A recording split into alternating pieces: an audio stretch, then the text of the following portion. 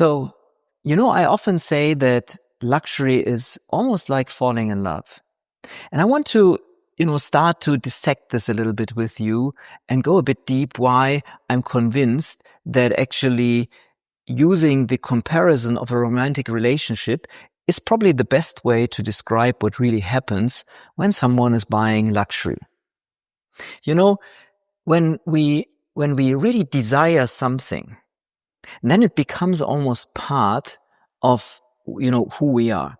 And I will never forget, I think this was, a few years ago, I had a very, very fascinating workshop with, a luxury car brand in Tokyo. And, we were about maybe 20, 25 people in this workshop. I was leading it.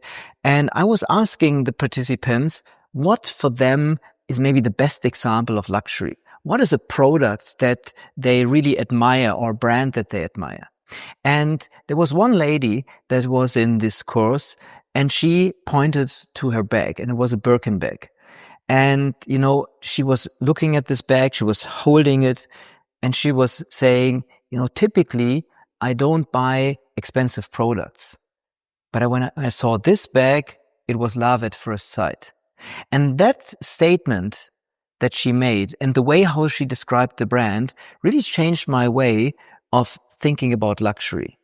So when we describe something as love at first sight, when we use the same connotations, then, most likely there is something that we can say, that there is a very, very close relationship to that.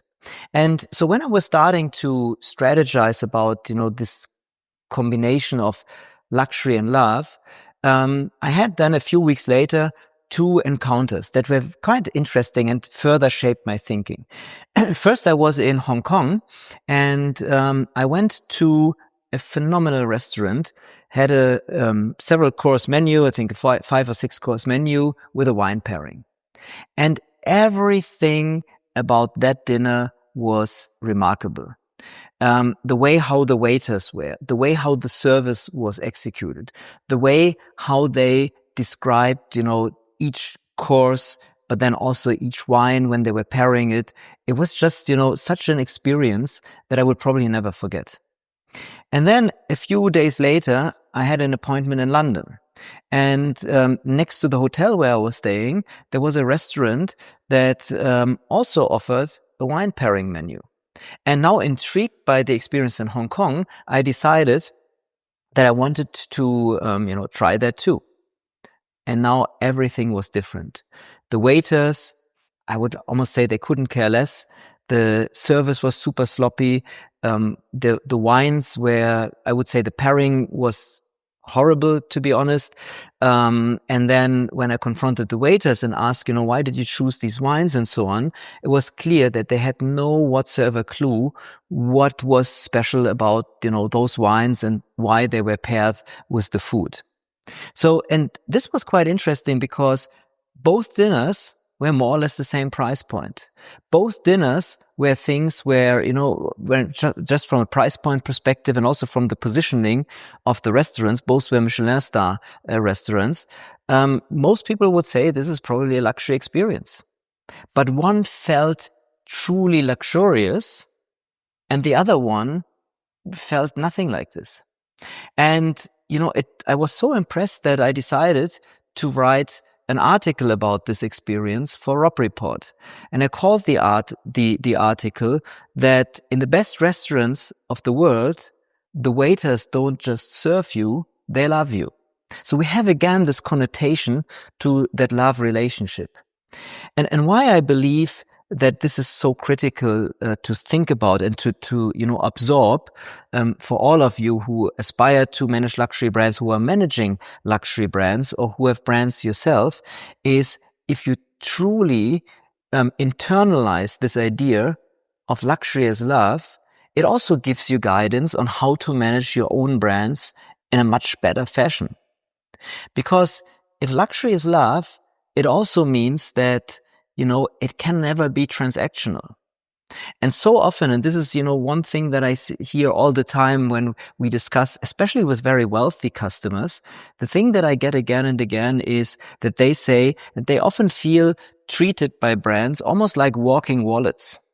And it doesn't feel good. It doesn't feel good if a brand only wants to sell you something because in a sense they believe, you can afford it or so. It should not be the case. We should be treated as a human. And the more you can take this concept of luxury equals love to your heart and then build strategies around that to think, how can you now make the love that your customers will feel when you give them an extraordinary service? How can you make this, in a two-way street so that you give them a lot of value? They basically fall in love with your company, with your services, but then you also have to nurture this relationship again and again. And interestingly, if this kind of, let's call it virtuous cycle, if this is broken and it only takes one bad experience to break it, and in luxury, a bad experience doesn't mean that the person on the other hand is not friendly. It doesn't mean that, things don't seem are like bad on the surface. No, it can be that it's just the expectation of the customers were here. What you now deliver is here. So there's a gap. And this gap means now that, people start to break up.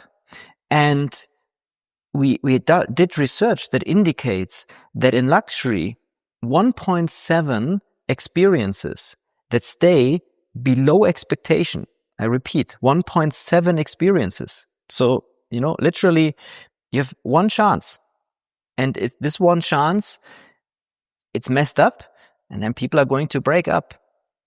And the more you think about luxury as a love relationship, the more you think about your customers as being in a relationship with you that you initiated because you gave them such a great experience at some point, the more you can basically just tapping into that ensure that every experience repeatedly feels in a way from the customer's perspective that they feel valued. And if they feel valued, they will desire your services. So as you can see, luxury is something deeply human. And the more we can tap into that psychology, the more we can be aware of that, the more profound we can manage our brand, the more successful we can manage our brand, and the more we can also retain those relationships with our clients.